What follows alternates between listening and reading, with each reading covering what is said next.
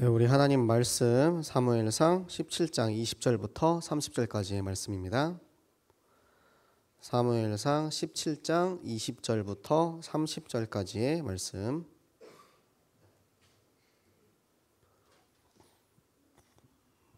사무엘상 17장 20절부터 30절까지의 말씀을 우리 한 목소리로 함께 합독하시겠습니다.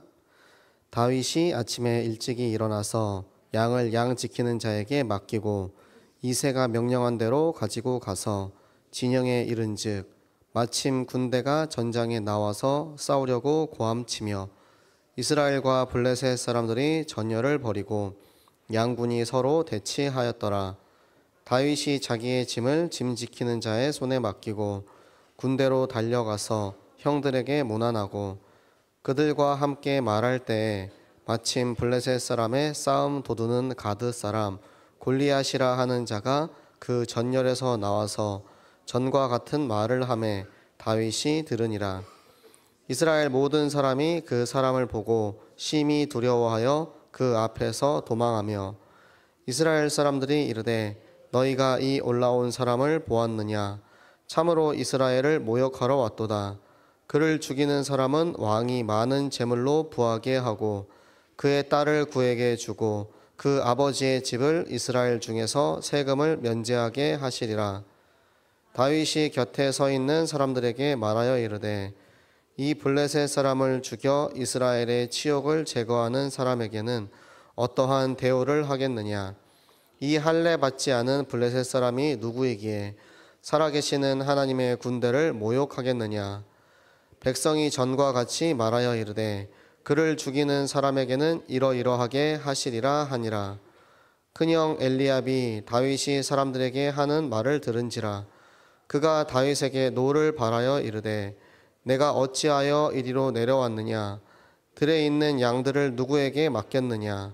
나는 내 교만과 내 마음의 완악함을 아노니 내가 전쟁을 구경하러 왔도다.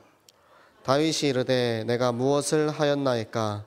어찌 이유가 없으리까 하고 돌아서서 다른 사람을 향하여 전과 같이 말하매 백성이 전과 같이 대답하니라. 아멘. 네, 이번 주에 이유 있는 삶이라는 우리가 말씀을 받았는데요. 네, 지난주에 저희가 대적에 관한 말씀을 받았잖아요. 그리고 그 대적이 현장에서 참 가만히 있지 않고 날뛰는 모습들을 직접 현장에서 많이 좀 체험을 하는 그런 시간이 되었습니다. 그 대적을 체험을 하면서 우리가 정말 말씀을 받아야 되고 그 받은 말씀을 현장에서 어떻게 적용을 해야 하는지 그런 부분들을 느끼는 시간이었는데요. 이번 주는 이유 있는 삶이라는 말씀을 받았는데 그 이유를 찾는 사람들을 이제 우리가 만나게 되면 너무나도 좋겠는데 그 이유를 찾지 못해 방황하는 사람들과의 그런 만남들이 자꾸 이제 이루어지는 거예요. 제가 한 이제 성도님이랑 그런 대화를 했습니다. 좀 뭐 일이 있어가지고 이제 제가 못 가게 되었습니다. 이런 이제 연락이 왔어요. 그래서 그러면 우리가 시간을 정해가지고 다락방을 좀 합시다. 다락방을 하면은 다락방을 통해서 이제 영적인 이 흐름을 놓치지 않을 수 있으니까 다락방을 하자고 제가 간절히 이제 부탁을 했어요. 그런데 이제 돌아오는 대답이 그거예요. 내 개인의 시간이 너무나도 소중하다.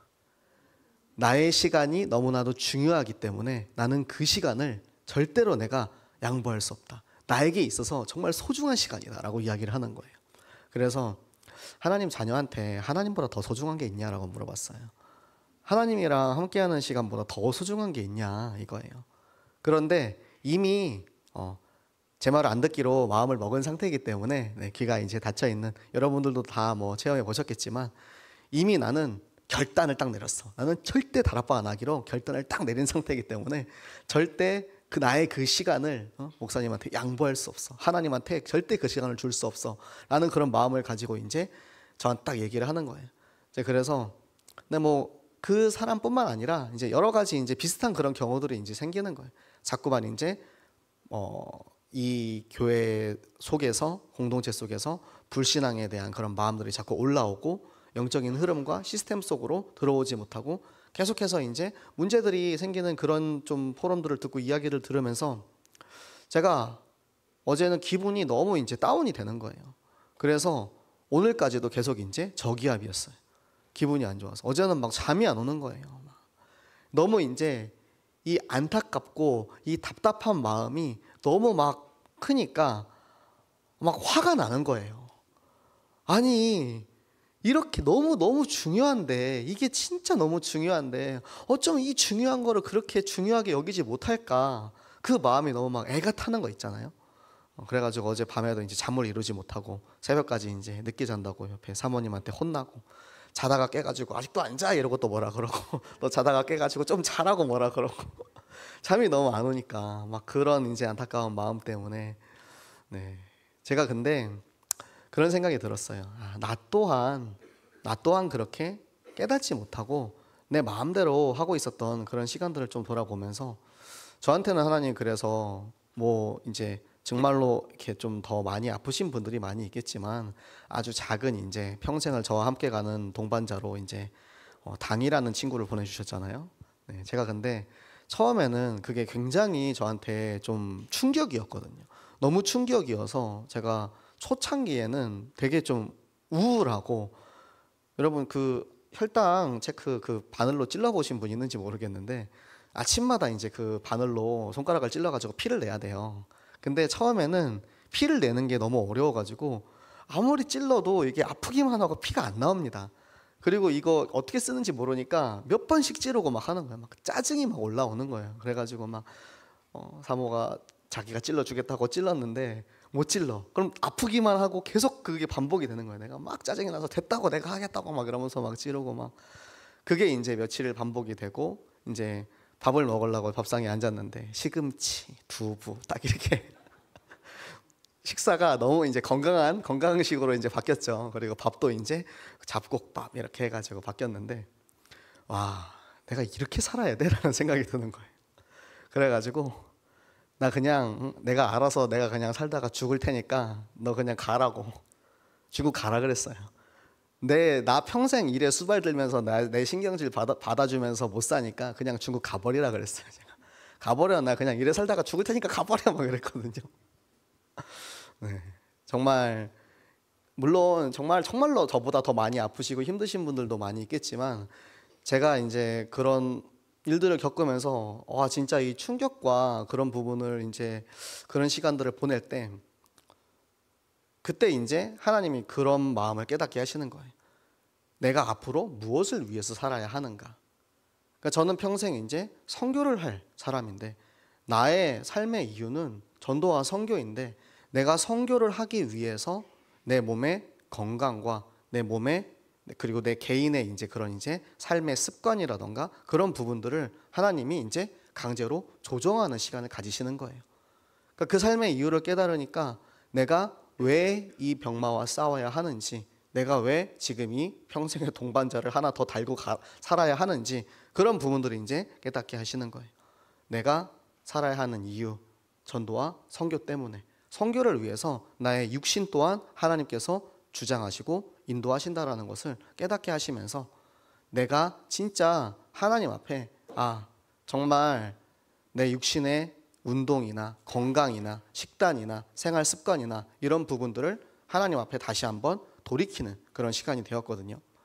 그러니까 제가 체험하고 나니까 그런 마음이 드는 거예요. 정신 못 차리면 나처럼 될 건데, 우리 랩런트들이, 우리 청년들이, 우리 중직자들이 지금 정신 못 차려가지고 저처럼 깨닫지 못하고 내 하고 싶은 대로 막 하고 있으면, 삶의 이유 없이 막 살면은 결국에는 저처럼 회초리 맞을 건데, 하나님이 가시로 찌르실 건데, 하나님께서 강대국 여리고를 보내서 40년 동안 종노릇하게 할 건데, 그 부분을 깨닫지 못하는 그런 상황들이 너무나도 이제 안타까운 거예요. 또 이제 베드로 이제 후서를 이제 읽으면서 베드로가 그렇게 이제 편지를 쓰는 거예요. 나는 곧 죽을 때가 가까웠다. 내가 이 장막을 떠날 때가 곧 가까웠다. 이제 곧 순교를 하게 된 상황이기 때문에 너희가 이 복음을, 이 말씀을, 이 진리를, 하나님 아는 지식을 잊지 말았으면 하는 마음에서 내가 이 편지를 쓴다라는 그 베드로의 그 서신을 읽으면서 그 마음이 막 이제 전달이 되는 거예요. 진짜 이 애타는 마음, 이 정말 이 베드로 사도, 저 제자들에게 향한, 저 백성들을 향한 그 마음이 어떠한 마음인지, 그 마음을 너무나도 깨닫게 되고, 또 우리 렘넌트를 향한 그런 마음을 갖게 되고, 또 우리 목사님이 교회를 향한 마음이 무엇인지 그런 부분도 생각하게 되고. 여러분, 기준을 제가 7년 동안 들었어요. 저는 온지 7년 돼서 7년은 들었는데 30년 된 분들은 30년 동안 들으셨잖아요. 네. 30년 동안 똑같은 이야기를 계속해서 하는 이유가 무엇입니까? 너무나도 중요하니까 이거 없으면 죽어, 이 말이에요. 이거 없으면, 이 말씀 없으면, 이 기준 없으면 우리가 교회 나와 있어도, 지금 나는 교회 나와서 이 자리에 앉아 있어도, 인터넷으로 예배 드리고 있어도 하나님의 말씀이 내 거가 안 되면 여기에 있지만 사울왕처럼 벌벌벌 떠는 그런 사람이 될 수밖에 없다라는 겁니다. 그래서 여러분이 정말 모든 예배의 시간, 모든 영적인 시스템, 다락방, 성경학교, 우리가 드리는 강단의 말씀, 그 하나하나가 얼마나 소중한지 여러분이 그 마음을 가지고 오늘의 또 예배를 통해서 나의 삶의 이유를 깨닫는 시간이 되시기 바랍니다. 자, 삶의 이유를 말씀을 드렸습니다. 자, 제가 읽은 성경 베드로 후서에는 이유를 알지 못하는 삶은 짐승과도 같다라고 써 있어요. 짐승. 이 짐승이 어떤 짐승이냐면 잡아먹히기 위해서 있는 짐승과도 같은 인생이래요. 눈앞이 보이지 않는 맹인과도 같은 삶이래요. 이유를 알지 못하는 삶은 짐승이나 다를 게 없습니다. 여러분, 왜 삽니까? 우리가 밥을 왜 먹습니까? 왜 우리가 교회를 오고, 왜 우리가 학교를 가고, 왜 우리가 직장을 다닙니까? 우리의 삶의 이유를 깨닫지 못하는 이들은 이유가 없는 삶, 배고프니까 밥 먹고 졸리니까 자고 아침에 일어나니까 출근하고 또 그렇게 학교에 진학하고 대학교에 가고 어른이 되면은 회사에 취업을 하고 그리고 또 이제 아이를 낳고 집을 사고 차를 사고 그렇게 살다가 그렇게 죽겠지. 이유 없는 삶은 정말 짐승과도 같은 삶이에요. 한 치 앞도 볼 수 없는 맹인과도 같은 그런 삶을 살게 되는 것입니다. 하지만 하나님께서는 우리에게 정확한 말씀을 통하여서 우리에게 생명을 주셨죠. 그리고 이 주신 생명을, 저는 이 말씀을 참 좋아하는데요. 너희가 거저 받았으니까 거저 주어라 라는 말씀이에요. 생명을 우리에게 주신 이유, 나를 구원하신 이유, 저 수많은 사람들 가운데 나를 부르시고 나를 선택하시고 나를 찾아오셔서 꼭 집어서 너를 살리고 너를 사랑한 그 이유가 뭐냐면, 나를 살리고 내게 주신 이 생명을 통해서 더 많은 생명에게 이 복음을 전하라고 우리에게 생명을 주신 것입니다. 그 이유를 깨닫는 사람을 우리는 전도자라고 합니다. 그것을 깨닫지 못했을 때는 우리는 계속해서 나만 위해서 사는 거죠. 나만 위해서 사는 인생이 어떠한 인생인지 우리는 사울을 통해서 너무나도 잘 보았고요. 사울이라는 정말 멋진 반면교사가 있어요. 정확하게 우리에게 보여주고 있어요. 기름을 부은 받은 자로서 왕으로서 하나님으로부터 많은 것을 받았지만 그것이 하나님을 위한 것이 아니고 나를 위한 삶이었을 때 사울은 결국에는 나를 위해서 전쟁을 했고 나의 왕권을 위해서 사람들을 데려다가 전쟁을 해서 결국에는 자기의 왕권을 수립을 했는데 전쟁에 실패를 하니까 오히려 거기서 이제 허망한 맹세라고 자기 아들까지도 죽일 뻔한 그런 이제 일들이 자꾸 생기잖아요. 우리의 인생이 그렇습니다. 내가 하나님으로부터 생명을 받아가지고 그 생명을 전하는 역할로 하나님이 나를 부르셨는데 그 역할에 쓰임받는 게 아니고 나는 생명 받았으니까 나 혼자 잘 먹고 잘 살면 돼. 하나님께서 내게 주신 생명은 내가 축복받기 위해서, 내가 경제적으로 응답받기 위해서, 내가 좋은 직장에 들어가서 좋은 학교에 들어가서 좋은 삶을 살기 위해서 나를 위한 삶은 결국에는 무너질 수밖에 없다라는 것을 하나님께서 성경을 통해서 사울 왕을 통해서 우리에게 보여주고 계시는 것입니다. 그래서 우리의 삶의 목적은 생명인 것이고 각자 나의 직분에 맞게, 각자 나의 상황에 맞게 하나님은 각자 그 삶의 이유를 다 두고 계시는 것입니다. 저의 삶의 이유는 무엇입니까? 하나님께서 저를 목사로 부르시고 선교사로 부르셔서 저 땅 끝에, 저 말씀 한 번 들어보지 못하고 죽어가고 있는 저 중국 대륙에 저 한 영혼에게 말씀 전하라고 하나님께서 저를 부르시고 저를 구원하셨어요. 그러면 학생인 그리고 직장에 다니는 여러분은 여러분의 삶의 이유가 무엇이냐 이겁니까? 내가 학교에 다니는 이유는 무엇입니까?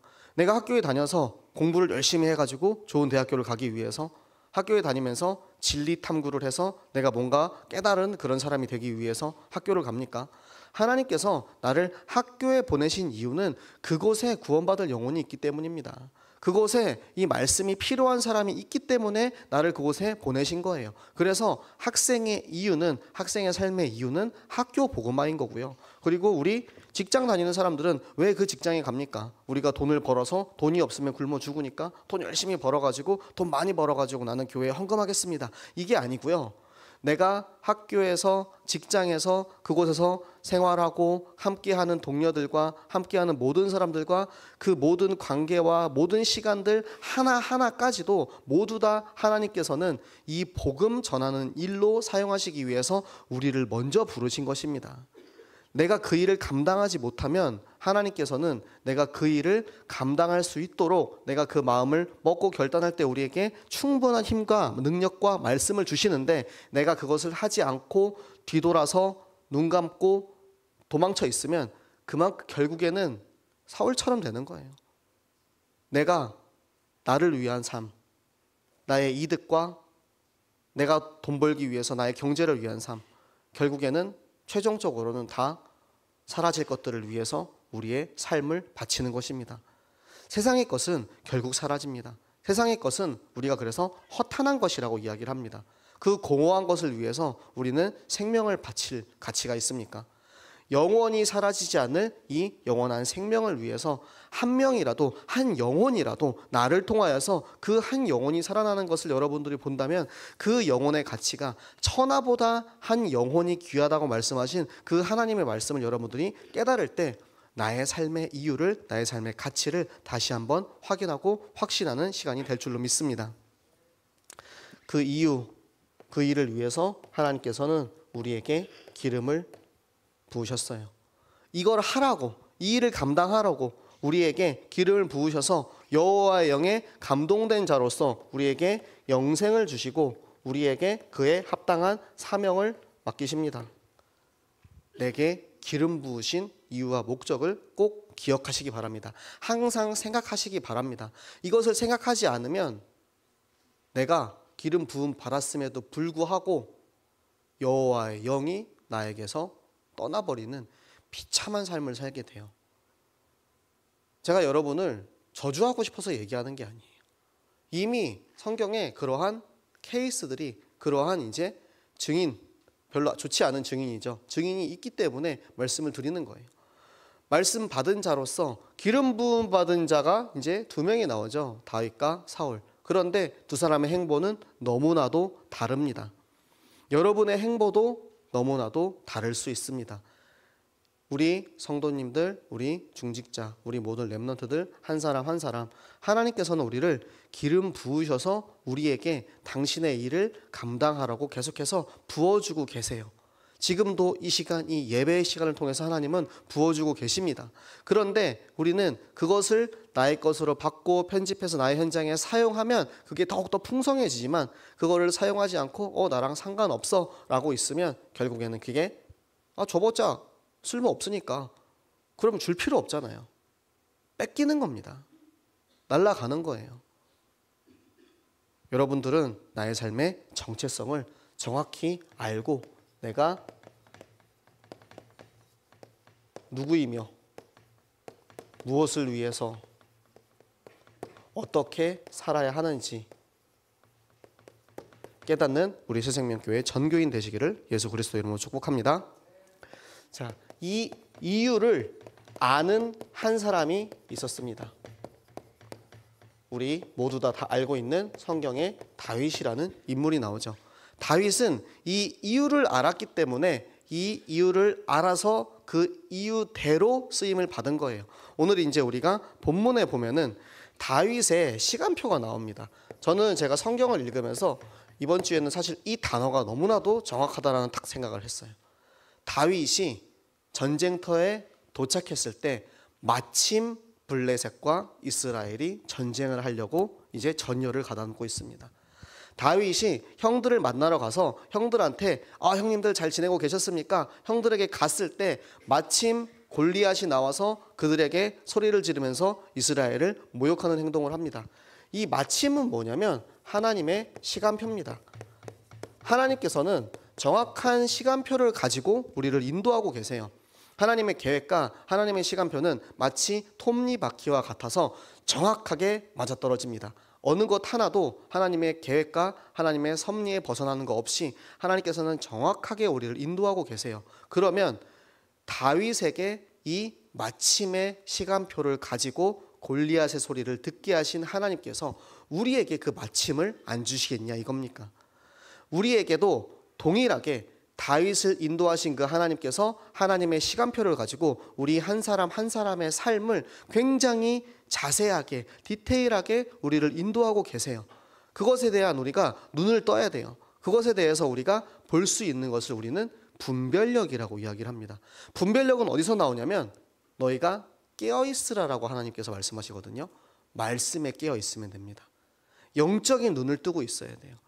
내가 말씀과 기도, 전도 이 영적 시스템에 내가 깨어 있으면 하나님께서는 그 시간표에 대해서 알려주시고 깨어서 발견하게 하시는데 내가 꿈뻑꿈뻑 졸고 있어. 내가 정신 못 차리고 있어. 내가 말씀을 듣고 하나님의 것임을 이게 영적인 사실임을 발견하지 못하고 있으면 아무리 하나님께서 정확한 시간표로 우리를 인도하신다 할지라도 우리는 그것을 인도받지 못하는 겁니다. 따라가지 못하는 거예요. 누구처럼? 맹인처럼. 눈 감고 있으니까 짐승처럼 나는 지금 당장 내 눈앞에 배고프니까 이 밥 먹는 게 더 중요해. 그래서 하나님 나를 끌고 가신다 하는데 나는 안 따라갈 거야. 나는 내가 너무 소중하니까. 여러분 오늘도 여러분이 이 수요 예배에 와서 예배하게 하시는 것도 하나님의 이 계획과 시간표 안에 있음을 믿으시기 바랍니다. 자, 그래서 이 블레셋 대적이 이제 눈앞에 저 블레셋이 그리고 그들과의 전쟁이 벌어지고 있습니다. 지금 이 전쟁터는 그냥 총칼만 부딪히는 그런 전쟁터가 아니고 영적인 전쟁터예요. 영적인 세계의 전쟁터. 우리의 씨름은 혈과 육이 아닙니다. 우리는 부딪히는 눈으로 싸우는 싸움, 그것이 중요한 게 아니고 그것보다 더 우리가 중요한 싸움이 뭐냐면 우리의 마음을 파고드는 이 두려움. 우리의 마음 속에 두렵게 하고 겁내게 하고 왠지 하기 싫게 하고 게으르게 하고 우리가 예배드리지 못하게 하고 다락방 하지 못하게 하고 성경학기 어떻게 해야 되지? 너무 무서운데 너무 가서 이 복음 전하려고 하면은 뻘쭘한데 어색한데 불편한데 그런 마음이 들게 하는 그 대적이 더 무서운 거예요. 차라리 내 눈앞에 보이는 대적은 어떻게 이 대적을 상대하지라고 고민하고 생각할 수 있는데 내 마음속에 나를 보이지 않게 은근히 몰래 공격하는 그 마귀, 대적은 우리가 나도 모르는 사이에 그것에 잠겨들게 돼요. 젖어버리게 됩니다. 여러분, 여러분의 마음속에 혹시라도 그 대적이 나의 마음을 계속해서 공격하고 있다면 여러분들 깨어서 대적하시기 바랍니다. 야고보서 4장에 나오거든요. 너희 마귀를 네가 대적하면 마귀가 도망친대요. 똑바로 쳐다보기만 하면 쫄아가지고 도망쳐요. 마귀는 절대 우리를 이길 수 없습니다. 그런데 우리가 쳐다보지 못하고 내가 맨날 꿈벅꿈벅하고 있으니까 이미 나의 마음속에 어느새 마귀한테 다 점령당해가지고 나의 생각과 마음이 마귀한테 사로잡혀서 그가 끌고 가는 대로 끌려가는 거예요. 오늘 월요일이니까 전도학교 캠프 가야지 하고 막 이렇게 마음을 먹었는데 또 갑자기 이제 마귀가 내 마음속에 이제 파고 들어가지고 오늘은 오랜만에 좀 대청소를 좀 해야겠다. 오늘따라서 좀 집안이 더러워 보이네. 또 우리 학생들은 그렇죠. 오늘은 진짜 기도하면서 공부를 해야겠다라고 딱 공부하려고 딱 자리에 앉았어. 공부하려고 딱 자리에 앉았는데 갑자기 또 이제 진짜 한 3개월 전부터 이렇게 내가 이 일을 했어야지 하는데 못하고 있었던 일이 딱 생각이 나가지고 갑자기 이제 핸드폰을 열어가지고 인스타에 들어가. 괜히 사진첩을 정리를 하고 괜히 또 쓸데없이 이제 핸드폰 연 김에 또 이제 카카오톡 메시지도 한번 확인하고 답장도 해주고 그렇게 이제 하다 보니까 또 갑자기 유튜브에 알림이 뜨네. 그래가지고 구독에 알림이 떠가지고 그 알림 그냥 탁 눌렀는데 그거 하나하나 보다 보니까 벌써 밤을 새버렸어. 내일 당장 시험인데. 네, 우리 랩런트들은 그런 일들을 아마 충분히 겪었었을 거라고 봅니다. 제가 옛날에 그랬거든요. 그렇게 한 번, 두 번 아주 작은 틈을 보여주고 틈의 마음을 빼앗기면 사단은 그걸 타고 들어와가지고 그 틈을 벌립니다.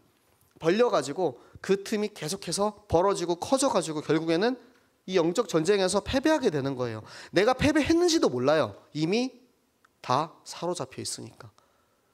눈에 보이는 적보다 보이지 않는 대적의 여러분들 저 정체를 항상 생각하시기 바랍니다. 그래서 우리가 진짜 왜 임직해야 하는지, 왜 성경학교 해야 하는지, 왜 우리가 예배 드려야 하는지, 왜 살아야 하는지 그 이유와 목적을 하나님께서 우리에게 날마다 정확하게 강단을 통해서 말씀을 통해서 주시는데 그 말씀으로 눈이 멀게 만들고 귀를 닫아버리게 하고 마음을 닫게 해서 들어가지 못하도록 하는 모든 대적마귀의 권세를 물리치는 우리 모든 성도님들 되시기 바랍니다. 자, 사울은 결국에는 이거에 사로잡혀가지고 자신의 사명을 감당하지 못했습니다. 이 사명을 감당하지 못했기 때문에 그 바톤이 다윗에게 넘어간 거예요. 그리고 다윗이 지금 이 전쟁터에서 저 골리앗이 소리치는 그 이야기를 듣고 다윗은 결단을 하게 됩니다. 저 블레셋 사람이 누구이길래, 저 할례 받지 아니한 블레셋 사람이 누구이길래 지금 우리 이스라엘 군대를 모욕하고 있습니까? 저 녀석을 물리치는 자에게는 어떠한 상을 준다고 했습니까? 라고 물어볼 때 이미 다윗의 마음속에는 내가 이곳에 전쟁터에 온 이유를 깨닫게 된 거예요. 내가 이곳에 온 이유, 내가 전쟁터에서 저 블레셋을 만나게 된 이유, 저 골리앗을, 저 이스라엘을 모욕하는 소리를 듣게 된 이유는 바로 하나님께서 기름 부음 받은 자로서 나에게 주시니 여호와의 영을 통하여서 저 대적 마귀 골리앗을 무너뜨리라고 이곳에 보내셨구나 라는 그 사실을 깨닫고 결단하고 내가 싸우겠다라는 그 마음을 먹게 된 것입니다. 여러분에게 하나님의 말씀이 떨어졌을 때 그 말씀이 나에게 주시는 말씀이다 라고 여러분들이 그 말씀에 아멘하고 순종하며 나아가는 순종의 제자들 되시기 바랍니다. 내가 그 말씀에 순종하지 않고 이 말씀은 내가 아니고 우리 와이프한테 그래 우리 사모님 맨날 그렇게 나한테 뭐라 하더니만 이 말씀 당신한테 준 거잖아 막 이러면서, 그쵸? 옆 사람한테, 뒷사람한테, 그래 내가 아는 그 집사님이 진짜 이 말씀 이렇게 듣고 그렇게 했어야 되는데, 진작에 고쳐 했어야 되는데 이 사람은 왜 이거 안 고쳐가지고 이렇게 아직까지도 맨날 분란을 일으켜. 사실은 하나님께서 바로 나에게 들으라고 주시는 말씀입니다. 그래서 내게 주시는 그 말씀을 들었을 때 내 마음속에 하나님 제가 하겠습니다. 저 골리앗 제가 무찌르겠습니다. 저 블레셋 대적 마귀 절대 두려운 적이 아닙니다. 하나님 저를 통하여서 하나님의 일을 이루어 주시옵소서라고 고백하며 나갈 수 있는 모든 영적 군사 되시기 바랍니다. 그래서 이 사명을 하나님께서는 우리에게 어떻게 인도를 하시냐, 여러분들을 중직자로 세우시는 거죠. 이번 3부 예배 말씀이었죠. 중직자의 삶, 최고 약속, 영적 서밋으로 하나님께서는 중직자를 세우셨대요.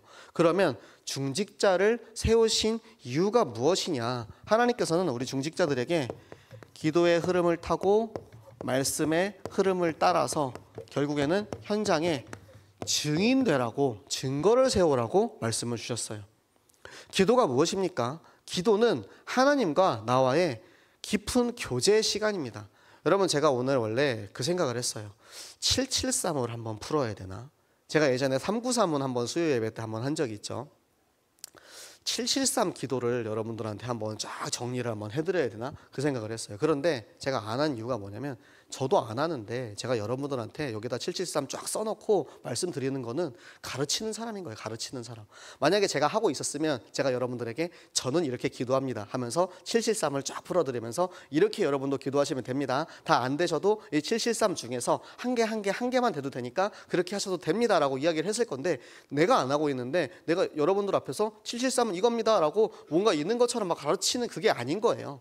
그래서 기도가 무엇이냐? 저는 기도를 아주 간단하게 해요.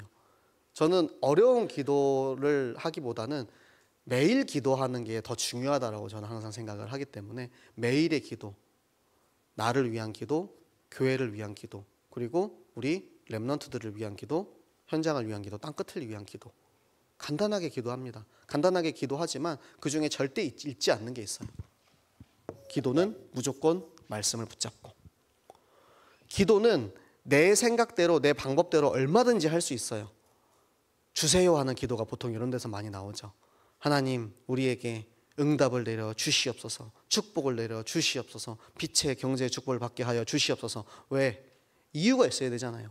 하나님 우리에게 주신 말씀대로 하나님 우리가 하나님의 일에 쓰임받는 사람 되고자 합니다. 하나님 우리에게 말씀 주셨으니 하나님 그 베드로에게 주신 그 사명의 말씀처럼 나 또한 하나님께 쓰임받게 하여 주시옵소서.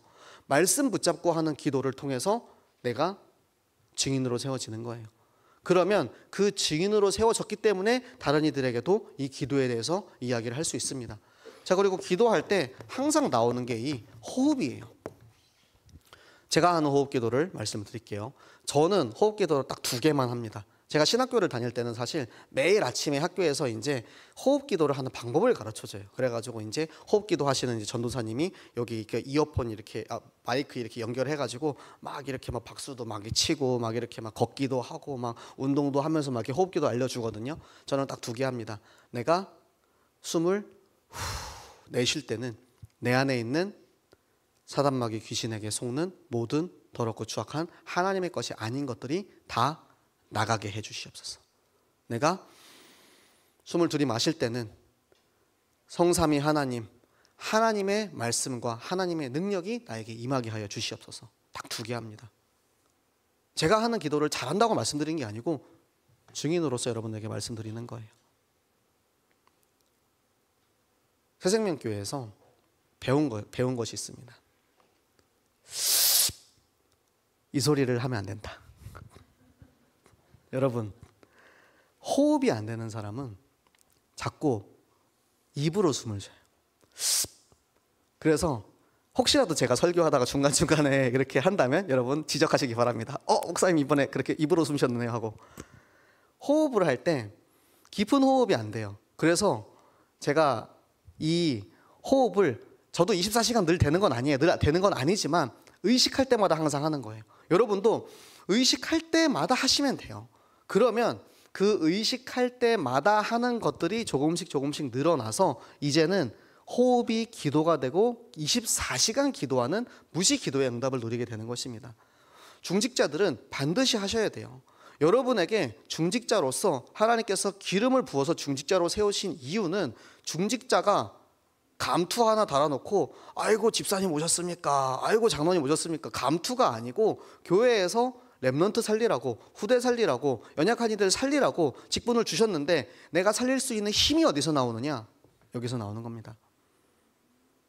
하나님께서 나에게 주신 이 중직자의 이유, 내게 주신 생명을 통해서 렘넌트 살리고 후대 살리라고 하나님께서 우리에게 이 직분을 주신 거죠. 그래서 우리는 중직자들은 성경학교의 증인이 되셔야 됩니다. 사실은 목사님께서는 우리 중직자분들에게 구원의 길을 쓰라고 이제 숙제를 내주셨죠. 제가 만약에 담임 목사였으면 저는 중직자 다락방 안 하면 안수 안 준다고 그랬을 거예요. 제가 이제 사역할 때 하나님께서 저에게 보여주시는 모든 현장과 응답들은 다락방이 가장 기초예요. 근데 현장 없는 중직자, 여러분 생각해 보세요. 나는 내가 다락방을 할 수 있는 그런 이제 시간과 여건이 안 되면 이제 뭐 목사님 와서 다락방 해주세요 해도 상관없어요. 저는 참여하든지 본인이 하든지 둘 중에 하나는 무조건 해야 된다고 생각을 하거든요. 다락방 안 하는 중직자가, 다락방 안 하는 권사가, 다락방 안 하는 장로가 있다? 저는 그게 더 상상이 안 돼요. 왜요? 왜 다락방 안 하세요? 라고 물어보고 싶어요. 여러분 중직자 왜 됩니까? 중직자의 이유가 무엇입니까? 왜 중직자를 하려고 합니까? 교회에서 어느 정도 나이 찼으니까 이제 중직자 할 때 됐다라고 해가지고 시킵니까? 이유와 목적을 정확히 깨달으시기 바랍니다. 모르겠어요. 누군가는 제 말을 듣고 시험 들어서 저는 그냥 중직자 안 하겠습니다라고 하면은 목사님한테 혼날 수도 있어요. 그런데 제게 주시는 하나님의 감동이에요. 성경학교 안 하는 중직자, 다락방 안 하는 중직자, 캠프 안 하고 전도 안 하는 중직자, 장로 왜 합니까? 권사 왜 하고 집사 왜 합니까? 그럴 거면 렘넌트보다도 못해요. 여러분들이 진짜 현장에 대해서 중요함을 여러분 꼭 생각하시기 바랍니다. 여러분이 다락방을 꼭 무조건 누구 데리고 앉아가지고 하라 이게 아니에요. 내가 다니는 직장에서 내가 그 직장을 향한 하나님의 마음을 가지고 결단을 내리고 이곳에 전도하겠다라는 마음을 가지고 홀로 다락방도 충분히 다락방 할 수 있어요. 홀로 다락방을 통해서 다락방의 문이 열립니다. 사람이 붙습니다. 영혼들이 찾아오게 되어 있어요. 학교에서도 마찬가지입니다. 학교에서 내가 만나는 이들을 위해서 내가 그곳에서 앉아서 기도하고 기도 수첩하고 그곳에 있는 것만으로도 거기에 빛의 망대가 세워지는 거예요. 내가 우리 지역을 살리기 위해서 내가 이 지역에 있는 집사로서, 권사로서, 장로로서 내가 살고 있는 지역만큼은 내가 이곳에 영적인 흐름을, 저 흑암을 꺾어버리겠다라는 마음을 가지고 앞바퀴 한 바퀴만 돌아도 그 캠프를 통해서 하나님께서는 흑암을 꺾으신다니까요. 그런데 이것을 못하게 하는 게 대적, 블레셋, 마귀, 골리앗, 이들에게 속지 마시기 바랍니다. 차라리 저한테 전화해서 다락방 못하겠어요 하는 그 친구가 더 나은 것 같아요. 본인의 의견이라도 표현을 했잖아요. 내가 너무 소중하니까, 내 시간이 중요하니까. 여러분, 그런 말도 안 하고 그냥 뒤에서 몰래 숨어가지고 섞고 있는 경우는 도와줄 수 있는 방법 또한 없어요. 차라리 저한테 전화해서 못하겠다라고 한 사람은 제가 기도라도 해줄 수 있어요. 그래, 내가 기도할게. 그래도 기도 속에 있으면 언젠가 하나님께서 이 기도를 통해서 변화시키겠지. 그 마음을 가지고 정말 애타는 마음으로 기도할 수 있거든요. 그런데 그것도 아니야. 안 해요, 못해요도 아니고 몰래 숨어서 그냥 나 뒤에 이렇게 숨어 있으면 안 보이겠지. 여러분, 제가 최근에 저의 가장 큰 골리앗을 하나 발견을 했어요. 저의 가장 큰 골리앗은 정운성 목사님이었습니다. 정운성 목사님이 너무 항상 앞에서 든든하게 모든 일들을 다 커버해 주시니까 제가 그 뒤에 숨어가지고 저 하고 싶은 대로 다 하고 있었어요. 그러다 보니까 정우성 목사님이 이제 치유의 시간표 때문에 이제 치유에 집중하는 시간을 가지기로 하셨잖아요. 그래서 이제 제가 이제 여러 가지 일들을 제가 이제 좀 맡아서 이렇게 하게 되었는데, 그 일이 많아서가 아니고 그 무게감과 그 자리에 대한 그것이 굉장히 이제 저한테 이 압박으로 다가오는 거예요. 그래서 발견했어요. 아, 내가 정말 이 새생명교회 부목사로서 저 선임 목사님 뒤에 숨어가지고 나는 그냥 뒤에서 잘난 척하고 있었구나. 그러니까 축구팀으로 따지자면 뒤에 이제 든든하게 이제 해주는 이제 사람 선수들이 있으니까 나는 그 뒤에 숨어가지고 개인기 부리고 발재간 부리고 이렇게 하고 있었던 거예요. 근데 정작 골은 못 넣고 잘난 척만 하고 있는 거죠. 여러분, 중직자가 목사 뒤에 숨어서 혹은 우리 구역장 뒤에 숨어서 누구 뒤에 숨어서 나의 중직자로서의 이유를 외면하지 마시기 바랍니다. 그래서 하나님께서 여러분에게 그 중직을, 임무를 맡기고 안수를 하신 이유가 무엇이냐, 이 임직의 이유가 무엇이냐, 하나님께서 여러분에게 기름을 부어주시는 이유가 무엇이냐, 내게는 맡긴 사명이 있기 때문입니다. 그 사명을 위해서 우리는 생명을 걸어야 돼요. 목숨을 걸어야 돼요. 내게 주신 이 생명을 통해서 하나님께서 나를 통해서 더 많은 사람들을 살리기 원하시는 그 마음을 깨닫고, 이제는 영적 추수감사의 시간표가 되었습니다. 가을 성경학교를 추수감사절에 하는 이유가 있습니다. 가을 성경학교는 가을 성경학교로서도 중요하지만 우리는 영적인 추수감사의 시간표로 인도를 받는 거예요. 그래서 각 기관의 연약한 영혼들, 불신자, 낙심자들, 그들을 다시 돌아오게 하고 연락해서 그들과 함께 하는 게 찬양 경연대회입니다. 찬양 경연대회를 해가지고 우리가 멋진 무대를 만들어서 멋지게 잘 자랑을 해가지고 내가 상금을 받겠다, 이게 아니고 찬양 경연대회라는 이 플랫폼을 통해서 우리 기관에서 함께 나와서 좀 같이 해봅시다, 이렇게 할 수 있는 하나의 그냥 플랫폼 역할을 하는 거예요. 그래서 나와서 함께 호흡하고 함께 춤도 추고 함께 찬양도 하고 또 이제 우승하면은 그걸로 이제 맛있게 회식도 하고, 그렇게 떡을 떼며 교제하는 시간을 갖는 시간이 추수감사, 이 찬양 경연대회지, 우리가 추수감사절이니까 우리 앞에 이제 사람들 모아가지고 뭐 그냥 그날 당일날 와가지고 그냥 앞에 나가가지고 노래 한번 하면 돼, 이게 아니고 정말 마음을 담고 여러분들 기도하면서 준비하시기 바랍니다. 내가 왜 추수감사를 해야 하는지 추수감사의 이유를 깨닫는 여러분이 되시기 바랍니다. 이번 추수감사 찬양 경연대회 주제는 새생명교회 과거, 현재, 미래입니다. 과거, 현재, 미래를 생각하면서 지금까지 인도해 오신 하나님께서 지금 우리 교회에 주신 이 축복과 그리고 앞으로 인도하실 저 50년 비전, 1993년도에 시작한 그 응답이 30년을 지나쳐 이제 50년 비전을 향해 가고 있음을 여러분들이 한번 생각하고 깊이 고민하면서 우리 교회가 앞으로 가야 할 길, 새생명교회의 이유가 무엇인지, 생명 렘넌트 공동체 그 언약적 한 해 그 자리에서 나는 어떻게 쓰임을 받아왔고 나는 앞으로 어떻게 가야 할 것인지, 그것을 놓고 깊이 고민하고 기도하면서 준비하시면 여러분 기관이 우승할 수 있습니다. 하나님께서 여러분을 세우신 그 이유와 목적을 깨닫는 추수감사 캠프의 시간이 되시기 바랍니다. 그리고 풋살 대회와 게임 대회를 지금 준비하고 있습니다. 여러분, 풋살 대회 하려는 가장 큰 목적은 생명입니다. 생명 위해서 공차는 거예요. 그래서 우리 이제 기관 안에 또 오랫동안 이제 나오지 못했던 분들도 있잖아요. 남자들은 기본적으로 공차는 걸 다 좋아해요. 저는 되게 못해요.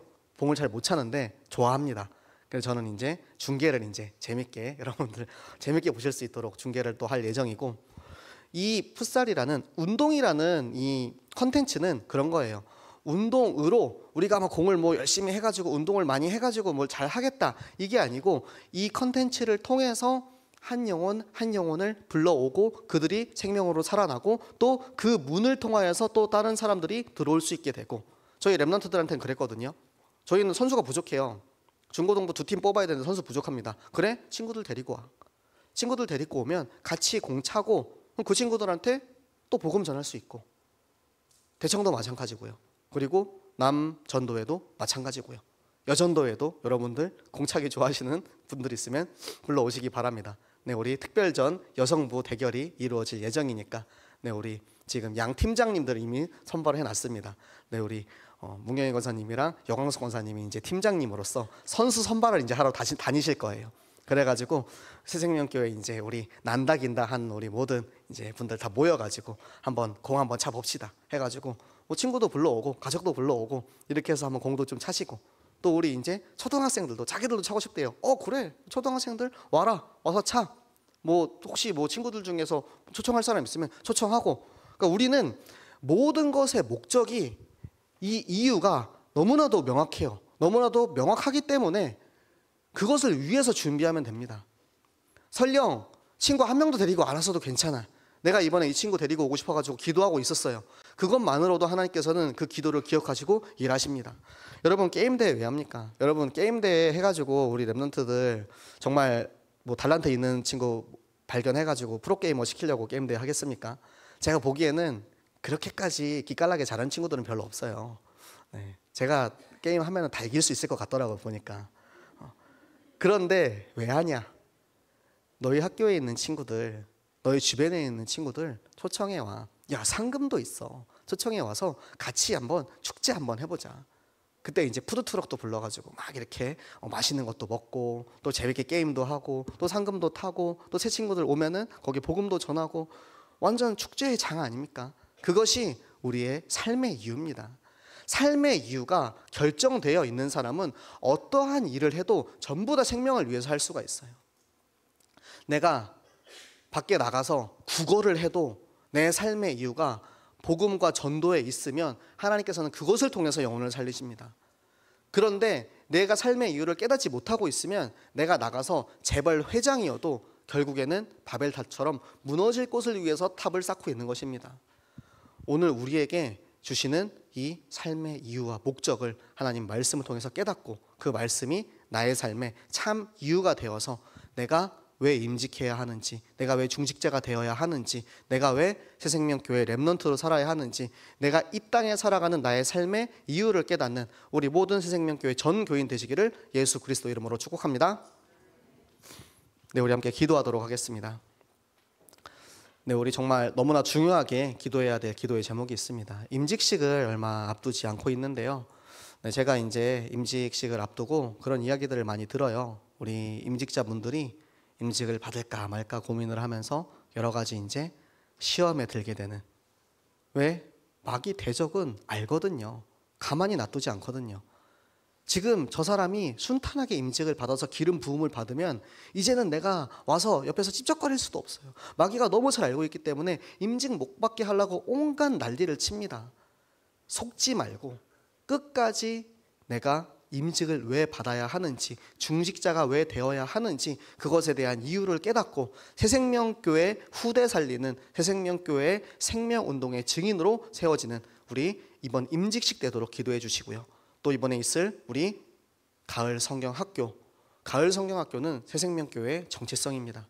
새생명교회가 이 어린이 전도 운동으로 지금까지 30년 동안 왔던 것처럼 우리가 그 흐름 속에 함께 인도받게 하시고 그 일에 하지 못하게 방해하는 나의 마음과 생각을 자꾸 사로잡는 대적을 완전히 꺾어버리고 우리의 현장에 빛의 망대를 세우는 시간 되게 하여 주시옵소서.